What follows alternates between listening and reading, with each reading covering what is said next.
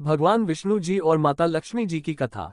एक बार भगवान विष्णु जी शेषनाग पर बैठे बैठे बोर हो गए और उन्होंने धरती पर घूमने का विचार मन में किया।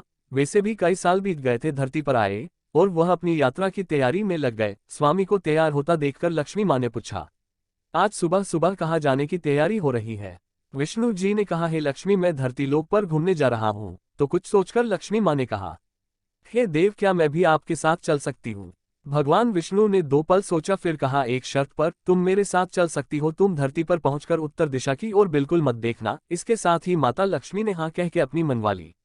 और सुबह सुबह माँ लक्ष्मी और भगवान विष्णु धरती पर पहुंच गए। अभी सूर्य देवता निकल रहे थे। रात बरसात होकर हटी थी। चारों ओर हरियाली ही हरियाली थी। उस समय चारों ओर बहुत शांति थी और धरती बहुत ही सुंदर दिख रही थी।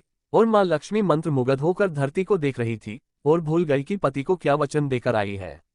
और चारों ओर देखती हुई कब उत्तर दिशा की ओर देखने लगी, पता ही नहीं चला।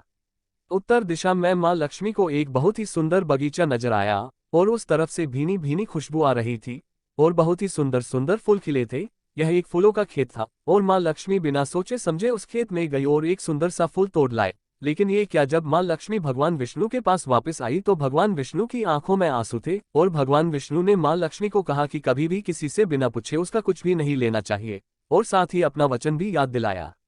माँ लक्ष्मी को अपनी भूल का पता चला तो उन्होंने भगवान विष्णु से इस भूल की माफी मांगी। तो भगवान विष्णु ने कहा कि जो तुमने जो भूल की है उसकी सजा तो तुम्हें जरूर मिलेगी। जिस माली के खेत से तुमने बिना पूछे फूल तोड़ा है, यह एक प्रकार की चोरी है। इसलिए अब तुम 3 साल तक माली के घर नौकर बनकर रह। उसके बाद मैं तुम्हें बैकुंठ में वापस बुलाऊंगा। माँ लक्ष्मी ने चुपचाप सर झुकाकर हाँ कर दी। आजकल की लक्ष्मी थोड़ी थी और माँ लक्ष्मी एक गरीब औरत का रूप धारण करके उस खेत के मालिक के घर गई। घर क्या, एक झोपड़ा था और मालिक का नाम माधव था। माधव की बीवी, 2 बेटे और 3 बेटियां थी। सभी उस छोटे से खेत में काम करके किसी तरह से गुजारा करते थे। माँ लक्ष्मी जब एक साधारण और गरीब औरत बनकर जब माधव के झोपड़े पर गई तो माधव ने पूछा, बहन तुम कौन हो और इस समय तुम्हें क्या चाहिए? तब माँ लक्ष्मी ने कहा, मैं एक गरीब औरत हूँ, मेरी देखभाल करने वाला कोई नहीं। मैंने कई दिनों से खाना भी नहीं खाया, मुझे कोई भी काम दे, साथ में मैं तुम्हारे घर का काम भी कर दिया करूँगी। बस मुझे अपने घर में एक कोने में आसरा दे दो। माधव बहुत ही अच्छे दिल का मालिक था, उसे दया आ गई। लेकिन उसने कहा, बहन मैं तो बहुत ही गरीब हूँ, मेरी कमाई से मेरे घर का खर्च मुश्किल से चलता है। लेकिन अगर मेरी 3 की जगह 4 बेटियां होती तो भी मैंने गुजारा करना था। अगर तुम मेरी बेटी बनकर जैसा रूखा सूखा हम खाते हैं उसमें खुश रह सकती हो तो बेटी अंदर आ जाओ। माधव ने माँ लक्ष्मी को अपने झोपड़े में शरण दे दी और माँ लक्ष्मी 3 साल उस माधव के घर पर नौकरानी बनकर रही।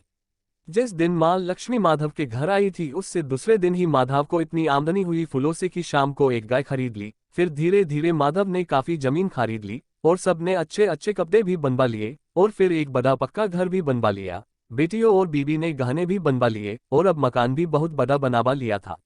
माधव हमेशा सोचता था कि मुझे ये सब इस महिला के आने के बाद मिला है, इस बेटी के रूप में मेरी किस्मत आ गई है मेरी। और अब 2-5 साल बीत गए थे लेकिन माँ लक्ष्मी अब भी घर में और खेत में काम करती थी।